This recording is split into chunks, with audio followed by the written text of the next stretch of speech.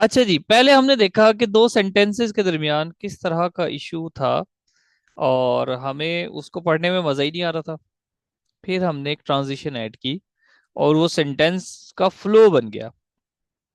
अब यहाँ देखते हैं, the earth is getting warmer every year and this is changing our weather and harming nature. Many areas now face floods, droughts and heat waves more often. People are turning. अब यहाँ से अब पता ही नहीं लग रहा है क्या है। जो मिस्टेक हम एक सेंटेंसेस में करते हैं, यहाँ भी इसी तरह की मिस्टेक है। People are turning to clean energy and planting more trees. हम एक थॉट से दूसरी थॉट पे आए हैं, ध्यान से समझना बात को। एक थॉट से दूसरे थॉट पे आने के लिए क्या दिमाग को थोड़ा सा टर्निंग पॉइंट नहीं देना चाहिए? आखिर रीडर है वो, यकदम उसके सामने कोई चेंज आ जाए। अब अव्वल तो वो चेंज का पता नहीं लग रहा कि पहले वाले आइडिया के साथ ही चलना है या पहले वाले आइडिया को सपोर्ट करना है या पहले वाले आइडिया के अगेंस्ट कोई बात करनी है। हम ब्रॉडर थिंग्स की तरफ जा रहे हैं या स्मॉलर थिंग की तरफ जा रहे हैं? किस तरह से रीडर को पता लगेगा? थोड़ा आगे आए, उसी को पढ़ते हैं दोबारा, ध्यान से समझना। The earth is getting warmer every year and this is changing our weather and harming nature. Many areas now face floods, droughts and heat waves more often. ये हमें एक सिचुएशन बता दी है। अब आगे आते हैं जी। To deal with these challenges, to deal with these challenges, people are turning to clean energy and planting more trees. Governments and communities are also working together to protect the planet for future generation. अब बताओ कैसा लग रहा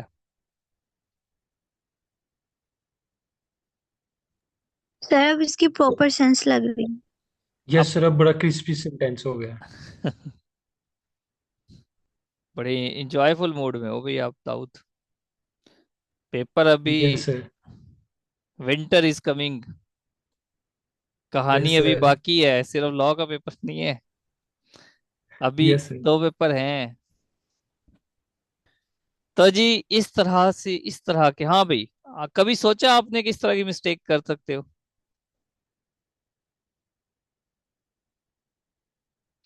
मुझे students कह रहे थे कि जिन्होंने असाइनमेंट भेजी, सर हमारी असाइनमेंट में बताएं क्या गलती है, क्या गलती है।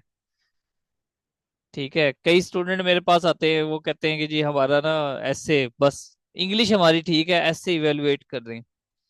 मैंने कहा जिसको मैं पढ़ाता पढ़ाता नहीं, मैं उसकी इवेल्युएशन कैसे करूं? अब आपको नजर आ रहा है कितनी गलतियां हो सकती हैं।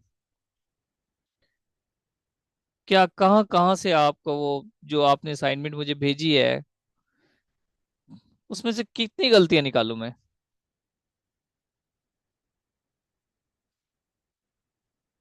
सिर्फ डूडर्स वाली तो गलती नहीं होती ना। आगे आते हैं जी, एक ऐसे, एक उसका एक एक पैराग्राफ देखते हैं, क्योंकि कुछ स्टूडेंट्स ऐसे हैं जी जो सिर्फ यही क्लास लेने आए हैं, उनको भी वो भी कुछ सीख जाएंगे ऐसे।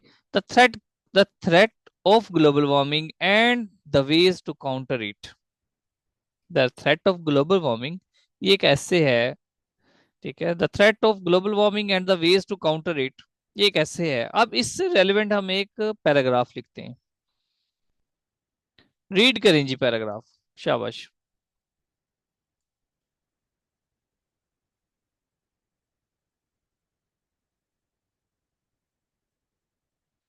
2 मिनट लगा के रीड करें।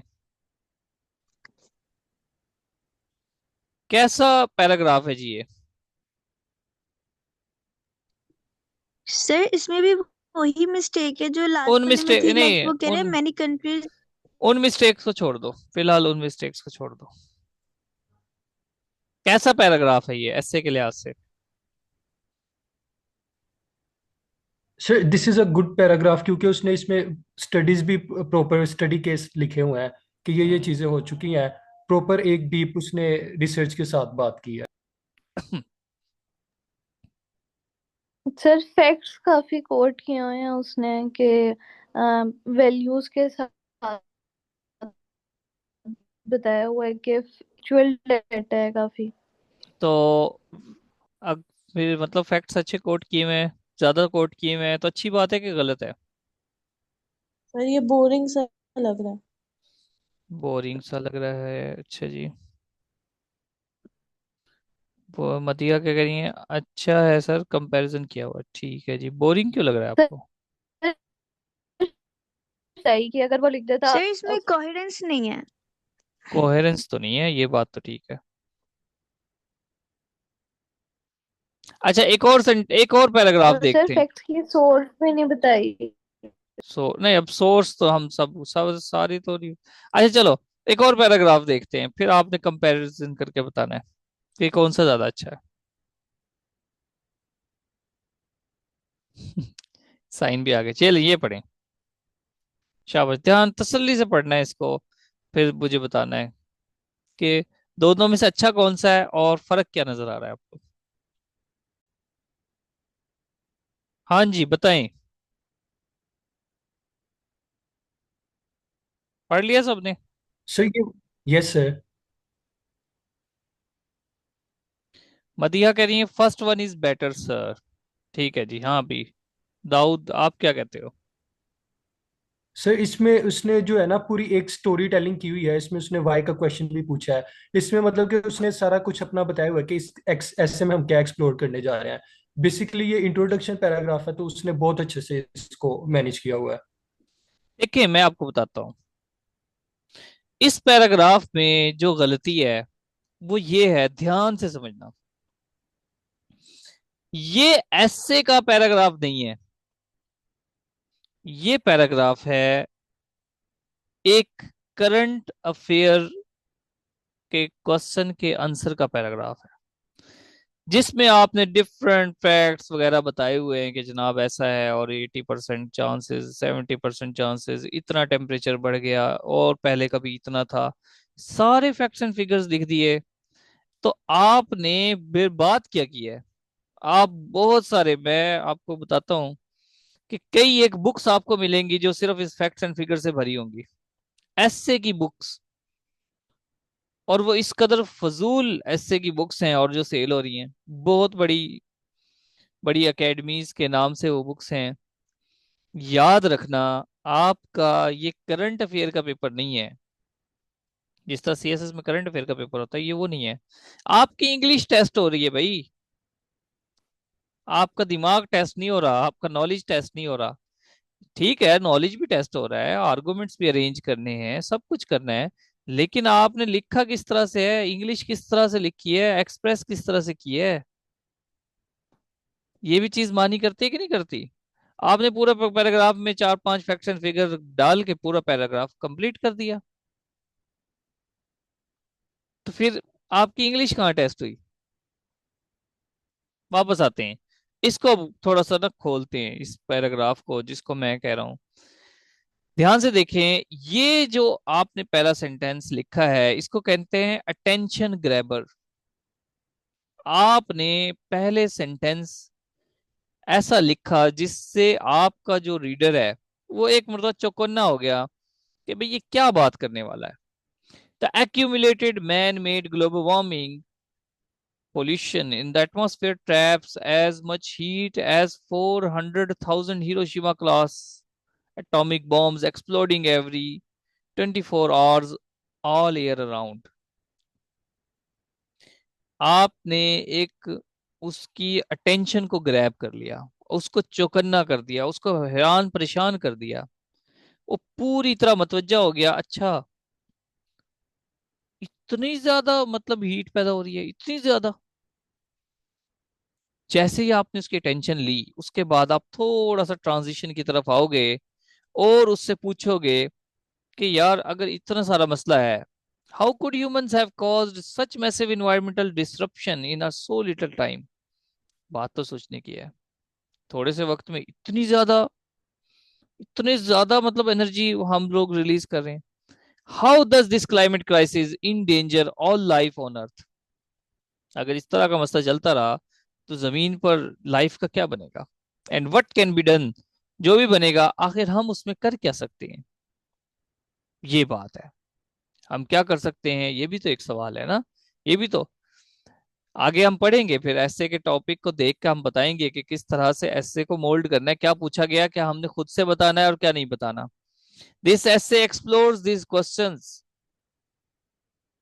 अब आपने उसको पता है, आपने ऐसे का वर्ड यूज करते हुए कोई शर्म थोड़ी करनी है, ऐसे ही लिख रहे हैं ना। अब हम थोड़ी सी समरी देंगे कि हमने अपने ऐसे में क्या बात करनी है। Scientists agree the planet is hotter than ever, mainly due to human activity this endanger humans. अब हमने ये कॉज बता दिया कि ह्यूमन एक्टिविटीज हैं, उससे क्या हो रहा है, ह्यूमन सर्वाइवल इंडेंजर हो रही है, इकोनॉमिक जियोपॉलिटिकल चैलेंजेस आ रहे हैं। ये वो बातें हैं, ये दो तीन पॉइंट्स वो हैं जिनको हमने बॉडी पैराग्राफ में एक्सप्लेन करना है। पीछे आउटलाइन में भी हम ये एक्सप्लेन कर चुके हैं। ठीक है, इकोनॉमिक चैलेंजेस कौन से हैं, जियोपॉलिटिकल चैलेंजेस कौन से हैं, और ह्यूमन सर्वाइवल का क्या है, ये क्लाइमेट चेंज के असरात थे। स्क्रीन से ठीक है जी।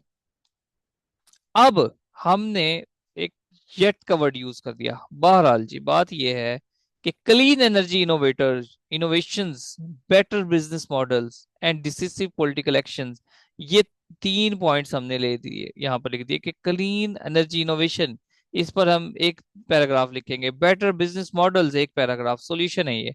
डिसिसिव पॉलिटिकल एक्शन, ये तीसरा पैराग्राफ है। can counter the crisis, urban expansion must also shift towards eco-friendly design, ये भी सॉल्यूशन है। तीन पीछे इश्यूज लिख दिए, चार सॉल्यूशन लिख दिए। आगे हम फिर वापस आएंगे। Increasingly many global actors are already pursuing such solutions, ये हमने थोड़ी सी हिम्मत बंधाई है कि भाई अभी भी कुछ कंट्रीज इस पर काम कर रहे हैं और इंशाल्लाह हम इसको अचीव कर लेंगे। एट द एंड हमने थीसिस स्टेटमेंट लिखनी है। थीसिस स्टेटमेंट में क्या कहना है कि क्लाइमेट चेंज इज इंडीड, वो जो हमारा पैराग्राफ है, the threat of global warming and the ways to counter it. तो हमने कहना है कि वाकई क्लाइमेट चेंज एक थ्रेट है। Climate change is indeed an existential threat, उसको उसकी बात को एक्सेप्ट कर लिया हमने, लेकिन काउंटर भी करना है, but with technology, sound policy and collective will मतलब अजम, humanity can still prevent the six mass extinction. अब पता लग रहा है कि आप कुछ इंग्लिश में लिखना चाह रहे हो। बताएं जी, जो पहले पैराग्राफ को सपोर्ट कर रहे थे, अब बताएं कि आपको कुछ पता लगा। लेक्चर के शुरू में मैंने कहा था कि ये भी एक मैप की तरह है। आपको अगर स्टेप्स पता लग जाएं, इंडिकेटर्स पता लग जाएं, आप पैराग्राफ तोड़ दो, एक एक स्टेप को लेकर चलते रहो, आपका पैराग्राफ मुकम्मल हो जाएगा, पता भी नहीं लगेगा। बात समझ आई कि ऊपर से गई है? यस सर, आगे समझ।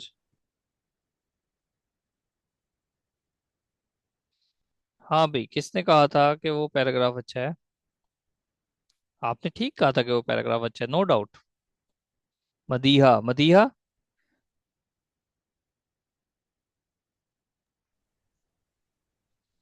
सर अगर हम वही पैराग्राफ आगे जाके इस ऐसे में भी लिखेंगे तो मेरे ख्याल से वो सूट करेगा, क्योंकि वो हम एक केस स्टडी के। देखो, मेरी बात सुनो।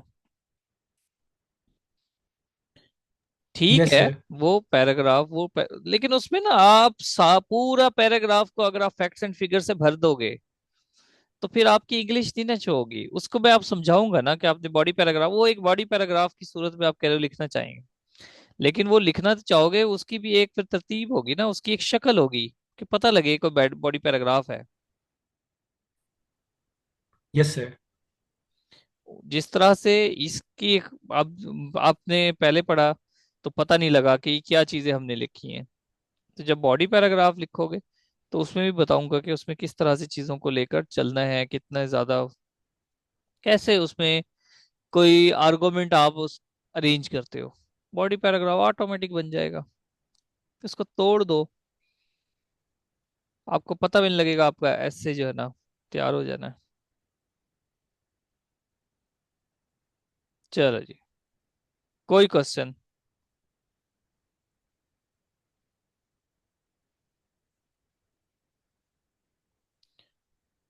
सर मेरा एक क्वेश्चन है। हाँ जी। सर ये जो असिस्टेंट इलेक्शन कमिश्नर का टेस्ट होगा ये हम्म। उसी दिन ही हमारा ऐसे होगा या